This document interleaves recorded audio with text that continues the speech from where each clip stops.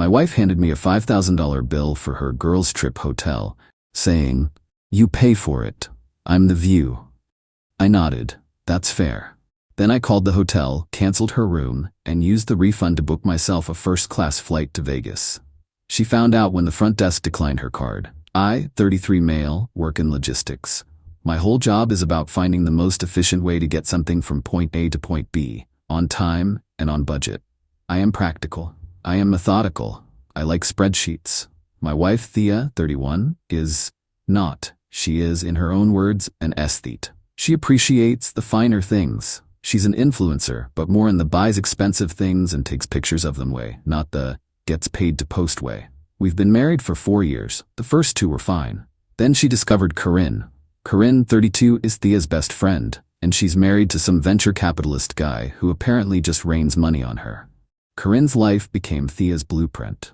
Suddenly our budget, read my salary, wasn't just for our mortgage and utilities, it was for bi-weekly maintenance.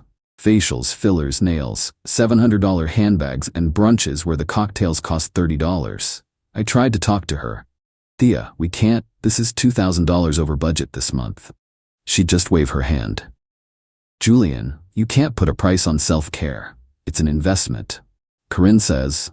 I was tired. I was so tired of hearing what Corinne said. This week it all came to a head. It was her annual girls' trip.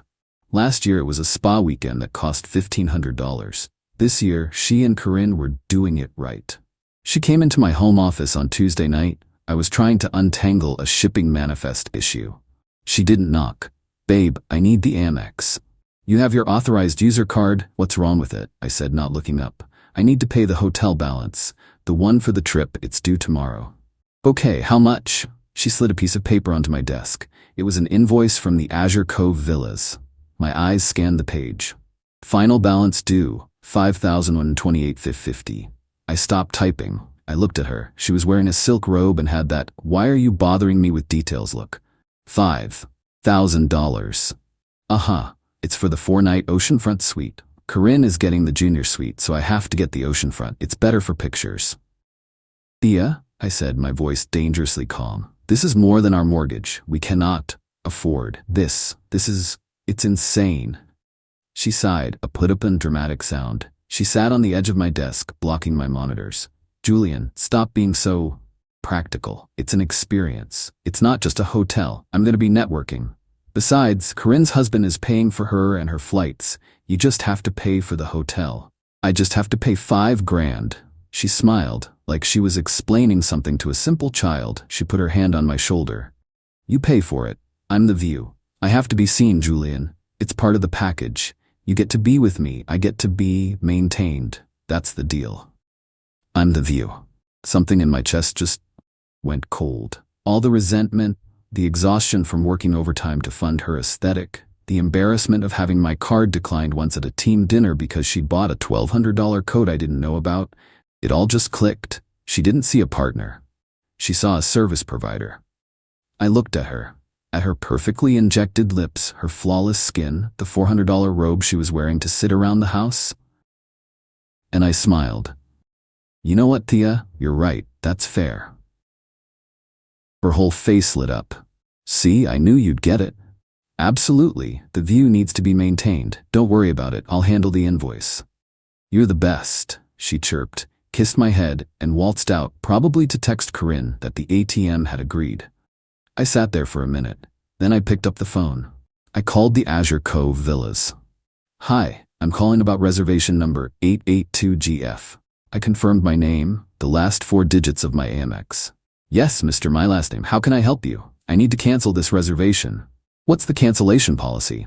"Sir, you're just inside our 72-hour window. You are eligible for a full refund of your deposit and the final balance will be voided." "Excellent. Please cancel it, effective immediately." "Can I ask the reason, sir?" "Change of plans. The view is no longer available." I hung up. The $5,128.50 refund would hit my card in 3 to 5 business days. My job is logistics, point A to point B. Point A was me, tired, broke, and disrespected in my own home. Point B was anywhere else. I opened a new browser tab, American Airlines.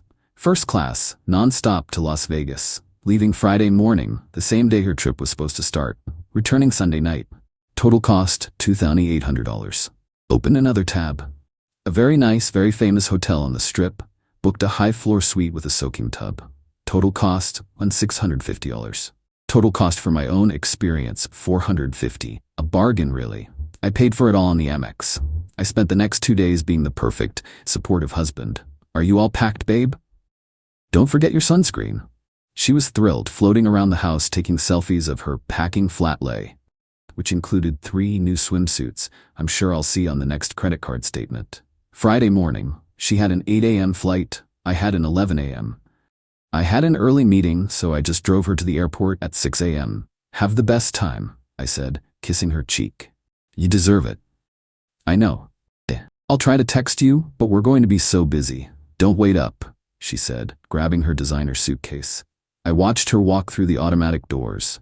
Then I drove home, grabbed my own bag, which I'd packed and hidden in my car, and drove back to the same airport, different terminal.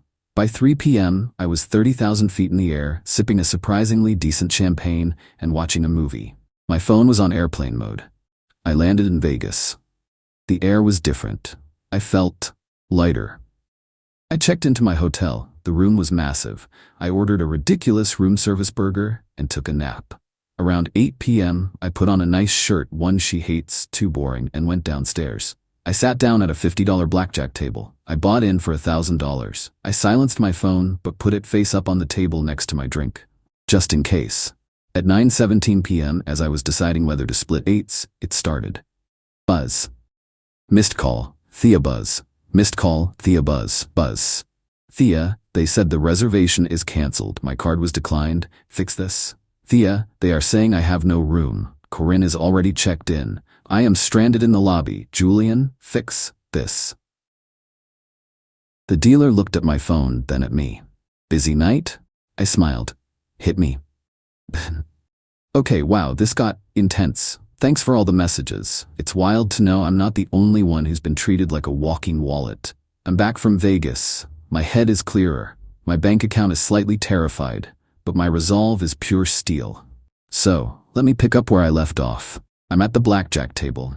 Her phone calls are coming in one after another. I just ignored them. I played for another hour, won about $400, cashed out, and went to a different bar. I finally decided to answer. I let it ring twice, then picked up. Julian, where are you? What did you do? The sheer shrieking rage in her voice, it was something. I'm at a bar watching a game. What's up? I said calmly. What's up? I'm in the lobby of the Azure Cove. My reservation is gone. They said you canceled it. And my card? My card is declined. You turned off my card. Note, I didn't turn off her card, but the $5,128.50 charge, followed by my $4,450 Vegas trip, probably maxed out the Amex's credit limit. A natural consequence. I didn't cancel it, Thea, I said, signaling the bartender for another drink. I reallocated the luxury view budget. Turns out a $5,000 view is too rich for my blood. I opted for a $4,500 view of a craps table instead. Dead. Silence. I could hear Corinne in the background going, What's he saying? You're in Vegas? Thea's voice was a low, dangerous hiss. I am. First-class flight was lovely. Thanks for asking. My suite is great. You stole my vacation money. You stole my trip. You did this to humiliate me. No, Thea, I did this to protect me. You handed me a $5,000 bill and told me to pay it because I'm lucky to have you as a view. That's not a partnership, that's a transaction, and I'm declining the charges. Corinne had to put a standard room on her card. A standard room. It's $1,200 a night. You owe her $4,800, Julian. I just laughed. I couldn't help it. Me? I owe Corinne? Because you and she have a champagne taste on my beer budget? No. That's your bill, Thea? You're a big girl, you figure it out. You want it to be maintained? Go find a new maintenance guy. I hung up the phone. Then I did the most satisfying thing I've done in 4 years. I opened my Amex app, found Thea's authorized user card, and I hit freeze card. Then I texted her one thing. Since you're now charging $1,200 a night to your friend, I assumed you didn't need my card anymore. Have a great trip. Then I blocked her. And Corinne, I enjoyed the rest of my weekend. I saw a show, I ate a $200 steak, I slept like a baby for the first time in years. I got home Sunday night. I was nervous. I half expected her to be there, waiting for me. The apartment was dark. I walked in and my heart just sank. She'd been there. It was a rage fit. Cushions slashed, my framed posters ripped off the wall, a bottle of red wine, one of my good ones, smashed against the kitchen backsplash. It was violent. But that's not what stopped me. I walked into the den, my one room, my sanctuary, and I saw it, my vintage Comet pinball machine. I've had it for 10 years. I restored it myself. It's my thing, my artifact. She hates it. She's always called it tacky and clutter. The backglass, the beautiful, painted 1980s backglass, was shattered. She hadn't just cracked it.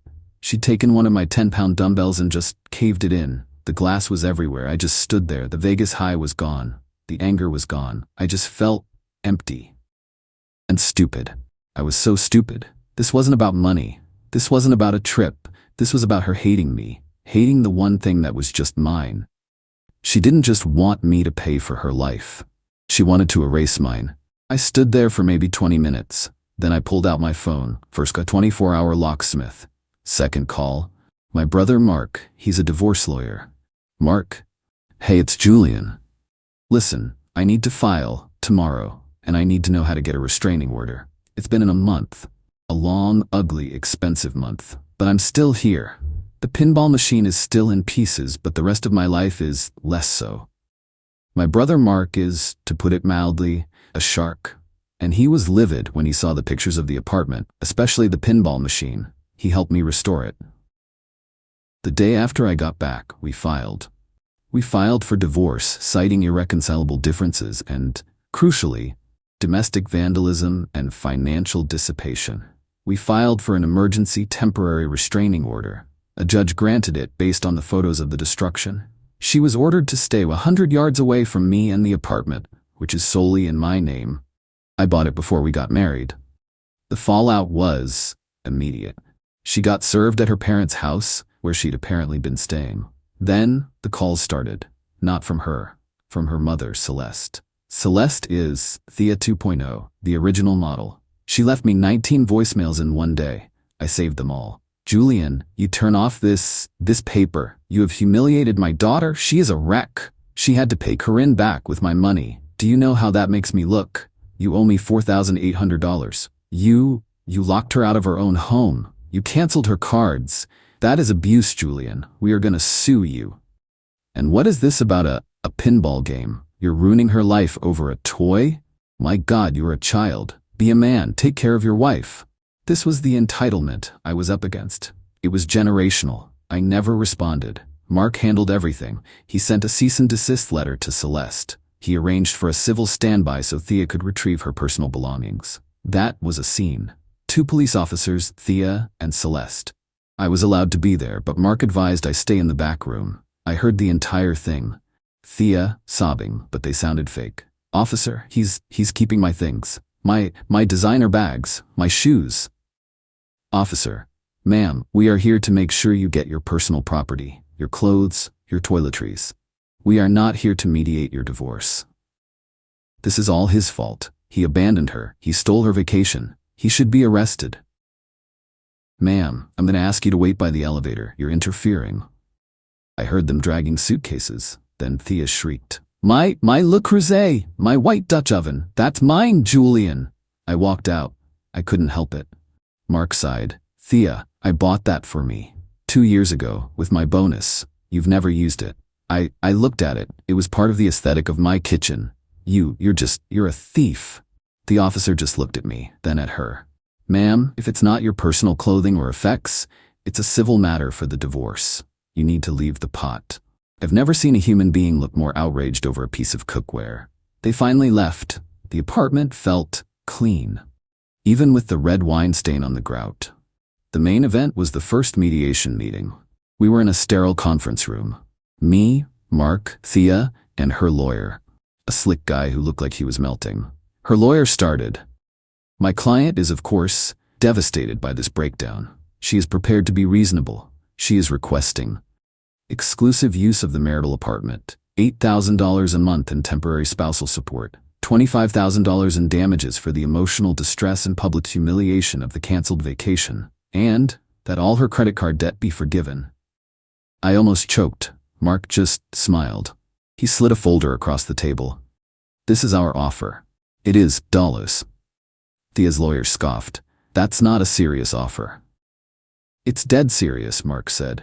Your client is an authorized user on my client's credit cards, which she has systematically abused to the tune of $114,000 over 48 months, not including the $5,128.50 she demanded for her non-essential trip. He slid across the Amex statements, all highlighted. Furthermore, your client admitted her view of this marriage was a deal, where she is a view to be maintained. That, counselor, is not a marriage, it's a bad faith contract. A contract my client is terminating. Thea finally spoke. I supported him. I managed the household. I gave him the best years of my life. I am the view. You owe me. I just looked at her. Thea, the view is currently unemployed by choice and needs to be out of my apartment. You owe me for the pinball machine. Here's the estimate. I slid the last paper across. A $1,950 quote from a restoration specialist to source a new backglass. And here, Mark said, is the police report for the domestic vandalism. We are of course prepared to press criminal charges if this mediation is not productive. Thea's lawyer went pale. He looked at Thea. She was just staring at the pinball estimate like she couldn't believe it. She was emotional. The lawyer sputtered. So is my client, Mark said. He's emotional about his destroyed property. He's emotional about 4 years of financial abuse. So here's the real deal. We are in a state where fault can be considered an asset division. You will sign this paper, agreeing to no spousal support. You will agree to zero claim on this apartment. You will be responsible for your own debts. In exchange, my client will not pursue criminal charges for the vandalism, and he will not sue you in civil court for the $114,000 you dissipated from his assets. Thea was hyperventilating. No, this isn't Celeste. Call your father. Her lawyer put his hand on her arm. Miss, I strongly advise you to listen. She just broke. Started ugly crying, not for me, not for the marriage, for the money, for the view. She realized the ATM was closed. Permanently. It's done. She signed. The divorce was finalized last week. It was fast and brutal. She's living with her parents. I heard through the grapevine that Corinne is in fact suing Thea in small claims court for the $4,800. Her best friend wasn't willing to foot the bill for her entitlement either. I am out a lot of money. The divorce cost a bit, the Vegas trip was an expensive few, and the apartment was a mess. But I'm free. The wine stain is gone. The pinball machine, I found a replacement backglass online. It's shipping from, well, it's shipping. It's quiet in my apartment, I'm just listening to a podcast and balancing my own budget. It turns out the best view in the world is a credit card statement with a zero balance.